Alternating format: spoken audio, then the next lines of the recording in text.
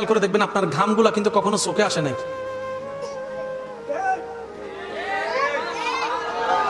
এবার আপনার ভ্রুটা দেখেন সোজা নয়, এই এরকম নাসির মতো। ভ্রুটা কখনো সোজা হয় না।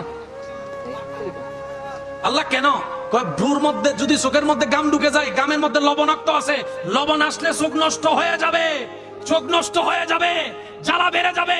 বান্দা তোর চোখের হেফাজতের জন্য আমি ভ্রুর ব্যবস্থা করেছি একদম নাসির মতো করে, আসবে ঘাম এইভাবে লেগে লেগে লেগে লেগে লেগে লেগে। তিনি আমাদের রব্বুল, এই তো মাশাআল্লাহ, তিনি আমাদের রব্বুল। আপনার দাঁতগুলো আপনি খেয়াল করে দেখলে দেখবেন সামনের দাঁত এরকম,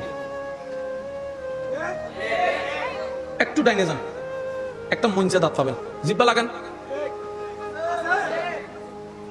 মঞ্চে দাঁত কয়টা? সেটাতে জিব্বা লাগাইছেন ওইটা বলেন কয়টা? ঠিক এইবার আমার নিচে আরেকটা দেখেন মঞ্চে আছে, একটু সাইডে যান। পাতাই যে প্রথমের গুলো এরকম খোদালার মতো,